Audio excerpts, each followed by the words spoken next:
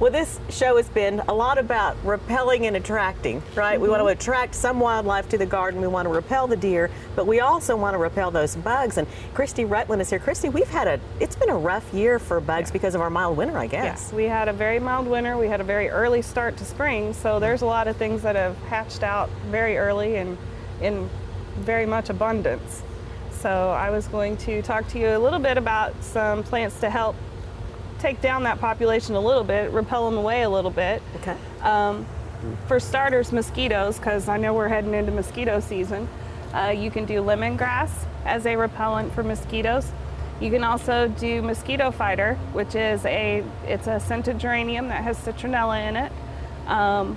It's another great one. What I would do with this guy is I would plant it in a pot so you can take it with you. Typically the repellent range is usually about a 3 foot by 3 foot area, so you can kind of take it.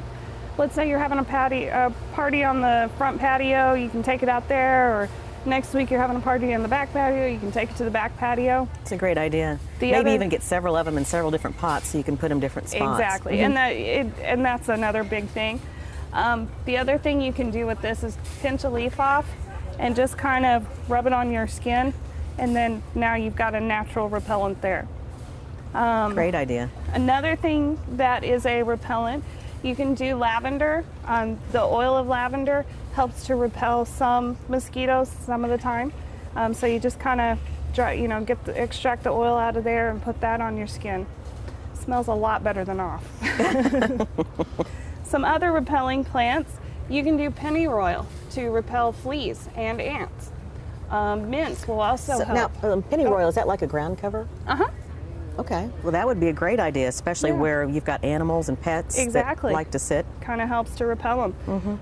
Mint is another good one to repel ants.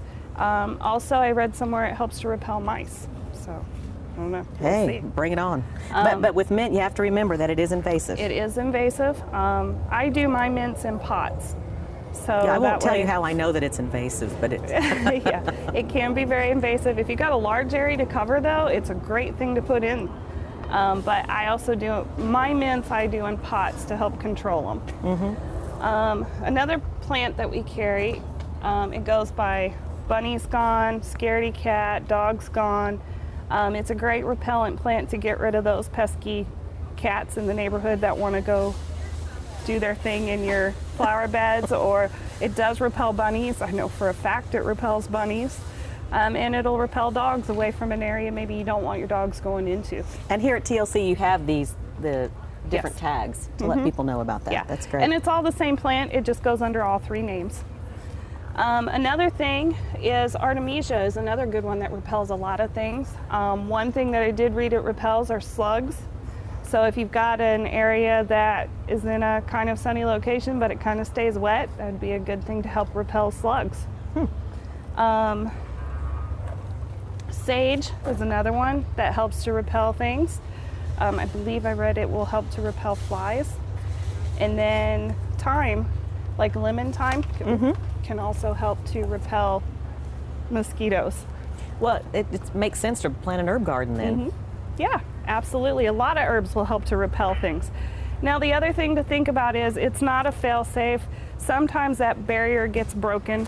Sometimes the critters still come in, especially if there is a heavy amount of them. So your best defense is through scouting it out. Every time you're out watering, look at your plants. If you notice something looking kind of funny, you notice a critter crawling around, the earlier you get in there and detect that problem, the quicker you can solve that problem, which helps to keep from getting that infestation. Well, and Kristy, you're making a great point, because a lot of times you start the infestation, I mean, it can be a week and things are just gone. So you really have to be very proactive in what you do. Many bugs have a very short life cycle. Yeah. They reproduce, some of them can reproduce daily or weekly, and so the quicker you detect it, the better off you are. Another thing you can do, if you do have, say for example, aphids, you can buy... and tell us, for people who don't know, aphids are the really, really tiny they're the little, usually kind of green in color, usually leave a stickiness on the leaf kind of thing. You can buy beneficial insects. Ladybugs are one great way to help control them, or praying mantis. and you just release them in the flower bed and they go to town and they have a ferocious appetite. But that is one way to do it. Now, if you don't have the aphids in there, don't worry about putting these guys in there because they will leave when the food source is gone. So until you actually have the problem, don't worry about releasing them And you in know, with there. that praying mantis, it's okay that you don't open that container. Are you sure? You don't want to see it? That'd be just fine with me. But these guys are great. You know, there are good bugs and there are bad bugs, and these guys help to control the bad bugs.